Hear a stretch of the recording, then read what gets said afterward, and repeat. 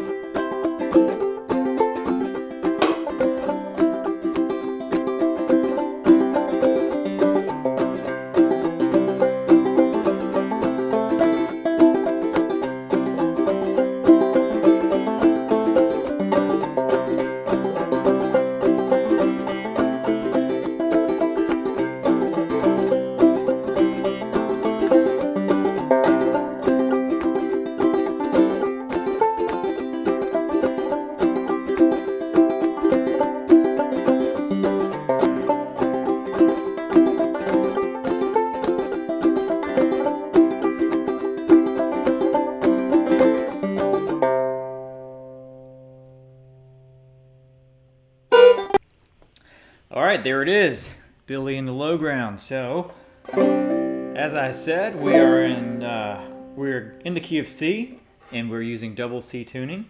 Again, if you don't have the tab, which I'm going to walk through here, it is part of the Breakthrough Banjo Vault. You also, if you're watching this one when it airs on YouTube, there is a link in the video description where you can grab the tab as well.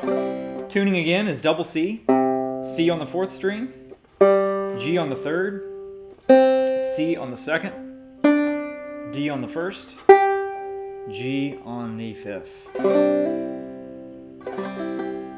All right, and now I will go ahead and switch to the tab view. Okay, once again, as I'm moving through this, I will use this blue box to note which measure I am working on, and I will play through each measure one at a time.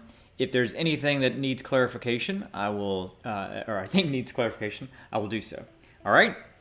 So first measure, again, we're starting on a C chord. So just sounds like this. So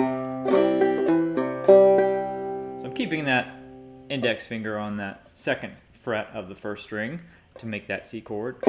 Sorry. All right. Simple enough. First measure. Next one sounds like this. One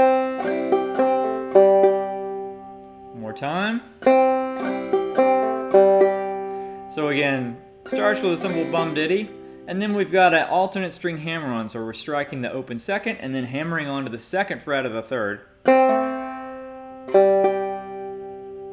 Okay? You could use either index or middle finger there. Alright, next measure. We're going to an A minor chord, which is just like the C chord, except you're also going to fret the second fret of the third string. And we're going to hammer onto that chord. So we're going to start with the open third, and then play this. So that whole measure. Okay, and then this next measure, here we begin with the skip stroke. So I'll play the preceding ditty, strum, and then play this measure. Okay, one more time. Sorry. So just the measure by itself. And again, this is just to syncopate that note. If you wanted to not add that syncopation and simplify a little bit, you could just do this. Okay? So everything at the top of the screen sounds like this.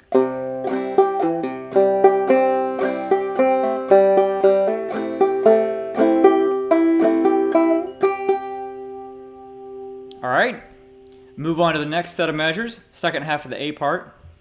Starts very similar. One more time. Next measure, exactly as our second measure before.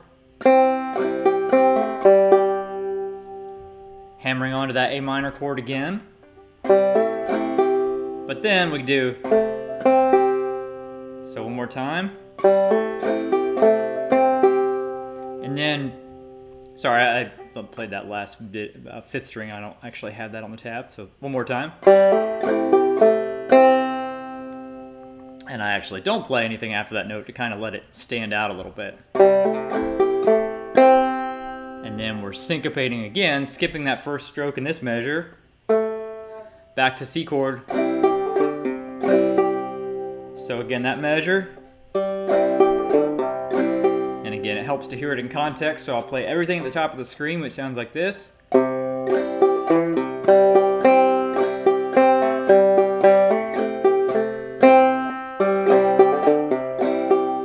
Okay, if it's our first time through this A part, we'll go through and play it again, indicated by the double dots there. Otherwise, we'll move to our B part, which I will do now. All right, so I begin this B part here with a slide. So this measure sounds like this. So once again, sorry. So I'm fretting 4th fret with my index on the 2nd string, middle on the 5th fret of the 1st string. And I'm sliding up to that position. This is another good position if you're on a C chord. Allows you to get some of those up the neck notes. All right, starting this next measure with a skip stroke, then a drop thumb to the 4th fret of the 2nd string. We're still holding that position. And then, so again, that whole measure. And I'll play the first 2 measures so you can kind of hear all that in context.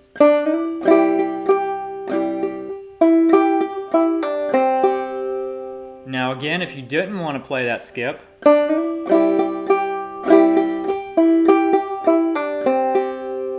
it'd sound like that. And that's fine too. Skip just, to me, adds a little more rhythmic interest. All right, now we're moving to a bar chord. So this is an F major, the first position up the neck where we can make an F major. We're going to hammer on from the 5th fret of the 1st string to the 7th fret. So again. And again, continuing this little rhythmic pattern, we're going to skip that first note again. We're back to this little C shape, this C major chord shape with at the 4th and 5th frets of the 2nd and 1st strings. So that's this measure, exactly as the other measure we played, like this. So everything at the top of the screen sounds like this.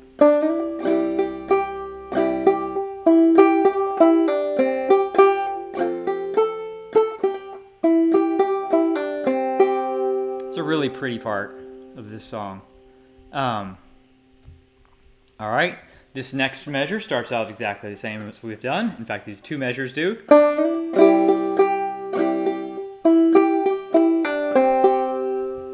So that's these first 2 measures. Now the ending's just different. This measure. So once again. And continuing the pattern, start with a skip. Okay, once more time. So everything at the top of the screen sounds like this.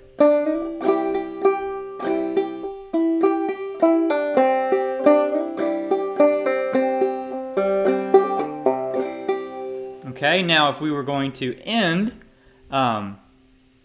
we would just end on that last hammer on. We won't play that last ditty strum, so it would just be... Sorry, I did the ditty strum. It would just be like this. So ending on that open C. So I'm going to play the last 4 measures again as if I'm ending it.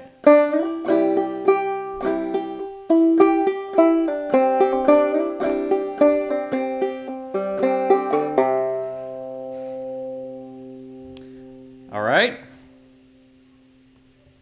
And there you have it. So let me just check and make sure that